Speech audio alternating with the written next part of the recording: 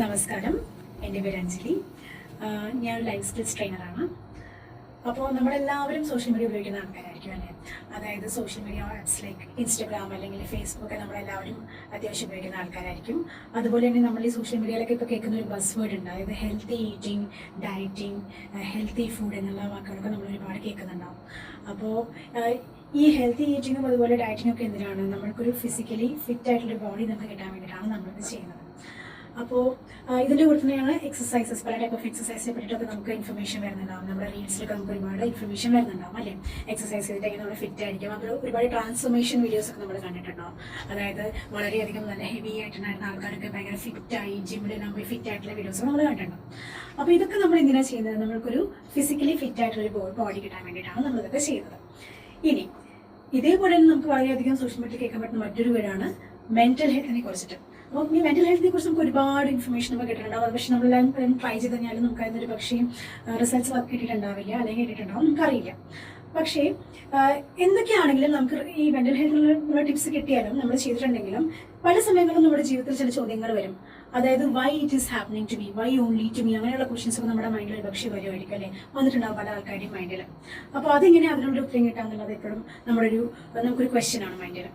അപ്പോൾ ഇതുപോലെ തന്നെ ഒരു 10-12 വർഷങ്ങൾക്ക് മുമ്പ് എൻ്റെ മൈൻഡിലും ഇങ്ങനെയുള്ള ചില ചോദ്യങ്ങളൊക്കെ ഉണ്ടായിരുന്ന സമയത്താണ് ഞാൻ ബ്രഹ്മകുമാരീസിനെ പറ്റി കേൾക്കുന്നത്.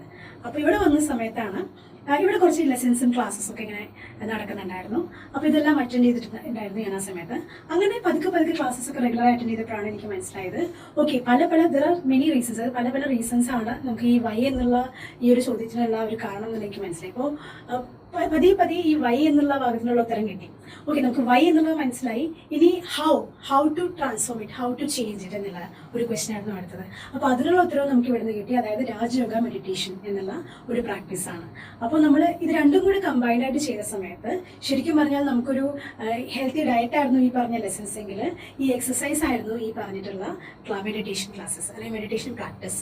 അപ്പോൾ ഇത് രണ്ടും കൂടി കമ്പൈൻഡ് ആയി ചെയ്ത സമയത്ത് എനിക്ക് ശരിക്കും പറയുകയാണെങ്കിൽ വളരെ നല്ല റിസൾട്ടാണ് കിട്ടിയത് ലൈഫിൽ. അതായത് ശരിക്കും ഒരു ബാലൻസ്ഡ് ആയിട്ട് ലൈഫ് മുന്നോട്ട് കൊണ്ടുപോകാൻ അതിനുശേഷം സാധിച്ചു. അപ്പോൾ even now I practice it regularly. അപ്പോൾ ഈ രണ്ട് കാര്യങ്ങൾ കമ്പൈൻ ചെയ്യുമ്പോൾ ഒരു വെൽ ബാലൻസ്ഡും ഒരു ഹാപ്പി ആയിട്ടുള്ള ഒരു ലൈഫ് ലീഡ് ചെയ്യാൻ എനിക്ക് സാധിക്കുന്നുണ്ട്. അതുപോലെ തന്നെ എനിക്ക് പരിചയമുള്ള ഒരുപാട് ആൾക്കാർക്കും ഇങ്ങനെയുള്ള റിസൾട്ട്സ് കിട്ടിയിട്ടുണ്ട്. അപ്പോൾ നിങ്ങൾക്ക് ഇത് പഠിക്കാൻ താല്പര്യം ഉണ്ടെങ്കിൽ we welcome all of you. നമുക്ക് ക്ലാസ്സസ് ഓൺലൈനായിട്ട് അറ്റൻഡ് ചെയ്യാൻ പറ്റും. അപ്പോൾ നിങ്ങളൊന്ന് അറ്റൻഡ് ചെയ്ത് നോക്കുക. നിങ്ങൾക്ക് ലൈഫിൽ ബെനിഫിറ്റ് ഉണ്ടാവും. നിങ്ങളൊന്ന് എക്സ്പെരിമെൻറ്റ് ചെയ്ത് നോക്കുക. എക്സ്പെരിമെൻറ്റ് ചെയ്ത ശേഷം നിങ്ങൾക്ക് പറ്റുമെന്നുള്ളത് നിങ്ങൾക്ക് മനസ്സിലാക്കാൻ പറ്റും. അപ്പോൾ ദയവചെയ്ത് എല്ലാവരും ലിങ്കിൽ ക്ലിക്ക് ചെയ്തിട്ട് ലോഗിൻ ചെയ്യുക. നിങ്ങളൊന്ന് ക്ലാസ്സസ് അറ്റൻഡ് ചെയ്ത് ട്രൈ ചെയ്യാൻ നോക്കുക. Thank you.